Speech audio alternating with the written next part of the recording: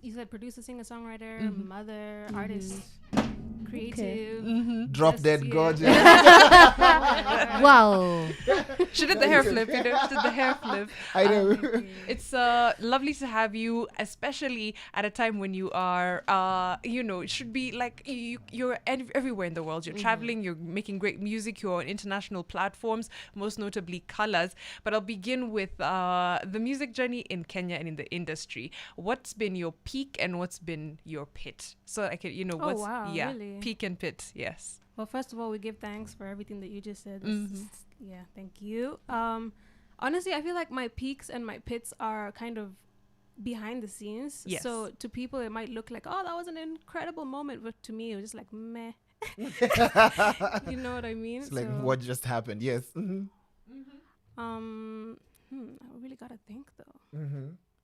Because this year has been pretty cool. This year has been incredible. It feels like coming back to myself. And I feel like it's a lot of stuff that's building up and about to happen. But that if you ask me that, like last year, I'd probably say the same thing. So I think it's always like a forward motion, me building, and yeah. The beauty of your music, is actually in lyricism, and it's in depth. It's like going through Maya Angelou within a flip.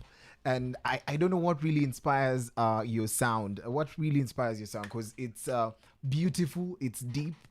I connect faster. Sometimes I'm like, what is she going through? No. But it's really, really deep. So how do you keep your audiences captivated through your lyrics?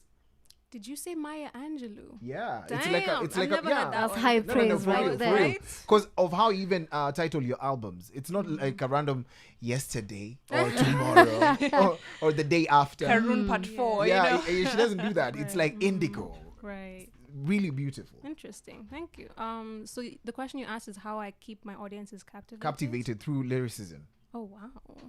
Look at you, man. You're asking really great questions, but it comes from me first. So it's more about my expression and how I'm feeling in the moment and with the song.